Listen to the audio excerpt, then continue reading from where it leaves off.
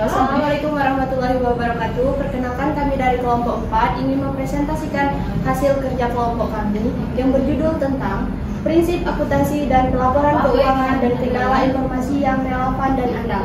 Terlebih dahulu kami akan memperkenalkan diri kami masing-masing. Perkenalkan, nama saya Reni. Saya Sabia Reni. Saya Muhammad Sarifki. Dan saya Sartika Sari. Baiklah, materi pertama akan dijelaskan oleh Sartika Sari. Baiklah, yaitu ada prinsip akuntansi dan laporan keuangan. Yang pertama ada prinsip akuntansi. Prinsip dasar akuntansi adalah dalam dasar cara melakukan proses akuntansi. Prinsip ini dibutuhkan untuk membuat laporan keuangan. Prinsip akuntansi tersebut dibutuhkan untuk mendapatkan hasil objektif dari suatu bentuk permasalahan keuangan. Adanya prinsip ini akan berguna untuk membuat laporan keuangan yang baik dan mudah dibaca. Prinsip akuntansi juga merupakan pedoman yang tidak dibuat oleh sembarangan orang. Di Indonesia, prinsip tersebut mengacu pada aturan dari IAI, yaitu Ikatan Akuntansi Indonesia. Dan ada juga apa tujuan prinsip-prinsip akuntansi? Ada beberapa tujuan dari beberapa prinsip-prinsip akuntansi, yaitu sebagai berikut.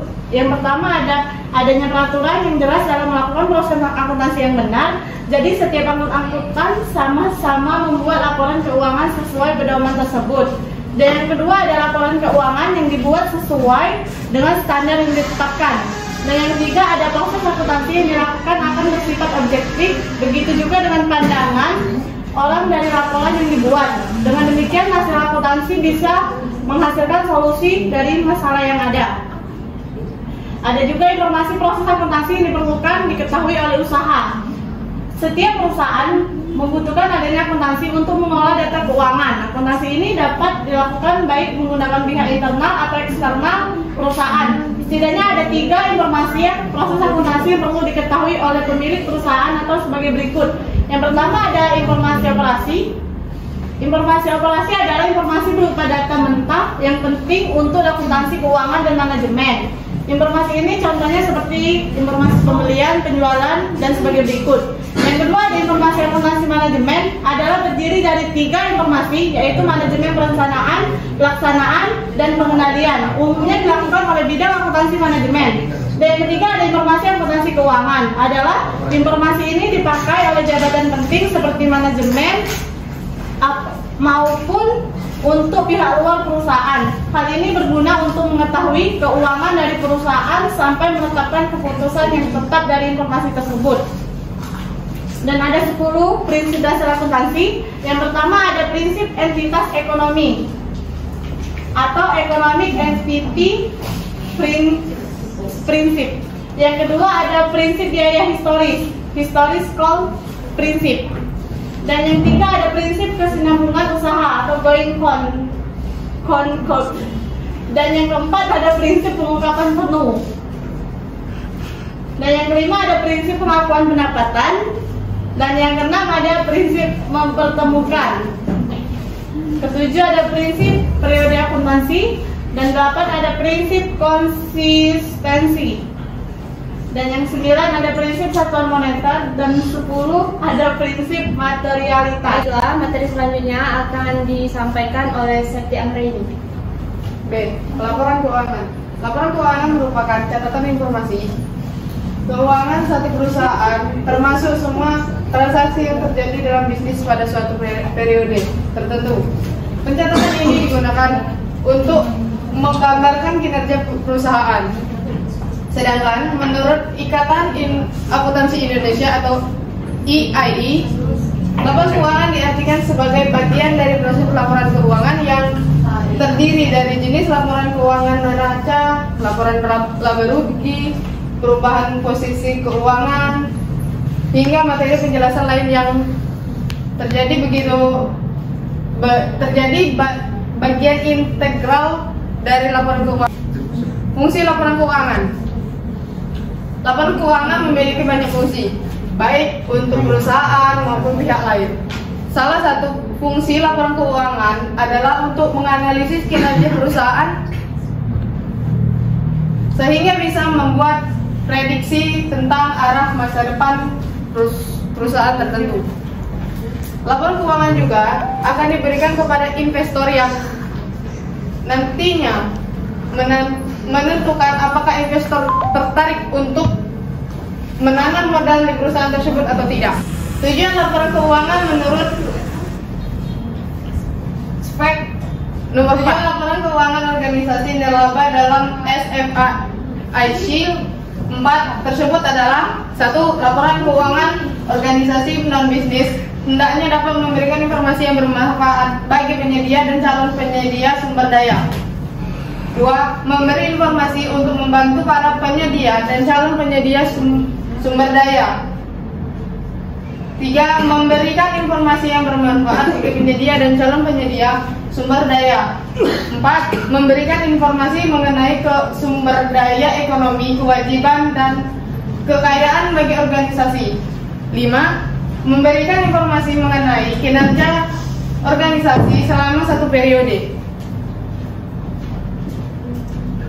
6. Memberikan informasi mengenai bagaimana organisasi memperoleh dan membelanjakan kas atau sumber daya kas. 7.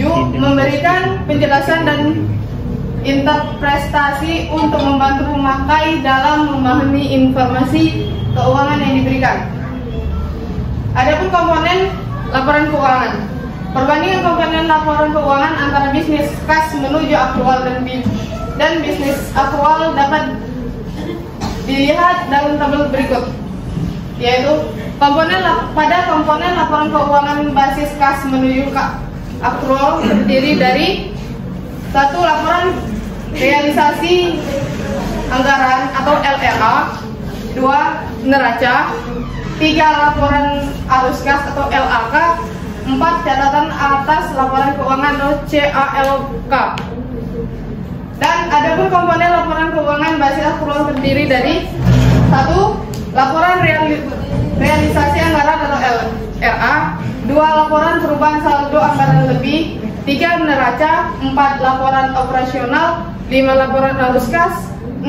Laporan perubahan ekuitas. Dan 7. Catatan atas laporan keuangan. Akan dijelaskan oleh Bapak Sarifki. Berikut ini adalah jenis-jenis laporan keuangan. Laporan memiliki beberapa jenis yang bisa disesuaikan dengan kebutuhan perusahaan. Berikut 5 jenis laporan keuangan menurut Pedoman Standar Akuntansi Keuangan (PSAK) yang perlu Anda ketahui. 1. Laporan neraca. Salah satu jenis laporan keuangan yang paling umum dibuat oleh akuntan perusahaan adalah laporan neraca. Laporan ini digunakan untuk menunjukkan posisi keuangan sebuah perusahaan pada periode tertentu. Dalam laporan ini memuat posisi jumlah dan jenis aktivitas serta kewajiban dan ekuitas perusahaan. Laporan neraca basisnya disusun dalam 2 bentuk, yaitu bentuk T dan bentuk L. 2. Laporan laba rugi. Laporan laba rugi digunakan untuk menggambar hasil usaha perusahaan periode tertentu. Di dalam laporan ini, Anda akan mendapat berbagai data, seperti jumlah pendapatan, sumber pendapatan, hingga jumlah biaya dan jenis pengeluaran perusahaan dalam periode tersebut. 3. Laporan perubahan modal. Laporan perubahan modal berisi jumlah dan jenis modal yang dimiliki oleh perusahaan saat itu. Laporan keuangan ini berisi perubahan modal serta sebab yang menyertai. 4. Laporan arus kas. Jenis laporan arus kas yang selanjutnya adalah laporan arus kas. Laporan ini merupakan arus kas yang masuk, yang terdiri dari pendapatan atau pinjaman pihak lain serta arus keluar yang berupa biaya-biaya yang telah dikeluarkan oleh perusahaan pada periode tertentu. Laporan jenis ini dibagi menjadi 3 kelompok urutan. Kelompok keuangan, yaitu 1. Operating, 3. Investing, 4. Financing. 5. Laporan CALK. Laporan CALK merupakan singkatan dari catatan atas laporan keuangan. Format laporan keuangan jenis ini adalah memberikan informasi mengenai penjelasan yang dianggap perlu sehingga menjadi lebih jelas. Tujuan laporan CALK adalah untuk memudahkan pengguna dalam memahami isi dari laporan keuangan tersebut. Baiklah, materi terakhir akan dijelaskan oleh saya sendiri. Kendala informasi yang relevan dan andal. Kendala informasi akuntansi dan laporan keuangan merupakan setiap keadaan di mana tidak mungkin terwujudnya kondisi yang ideal dalam mewujudkan informasi akuntansi dan laporan keuangan yang relevan dan andal akibat keterbatasan atau karena alasan-alasan kepraktisan. Informasi yang relevan merupakan informasi yang dapat mempengaruhi keputusan ekonomi pemakai. Sedangkan informasi yang andal merupakan informasi yang tidak menyesatkan serta dapat diverifikasikan. Ada 3 hal yang menyebabkan kendala dalam informasi akuntansi dan laporan keuangan PLU atau PLUD yang dapat terjadi dalam laporan keuangan. Yang pertama yaitu materialitas. Materialitas merupakan ambang atau batas salah satu informasi yang dapat mempengaruhi pengambilan keputusan. Laporan keuangan pemerintah termasuk laporan keuangan dari BLU atau BLUD idealnya membuat segala informasi, namun laporan keuangan tersebut hanya diwajibkan untuk membuat informasi yang memenuhi kriteria materialitas. 2. Pertimbangan biaya dan manfaat. Manfaat yang dihasilkan dari informasi seharusnya melebihi dari biaya penyusunannya.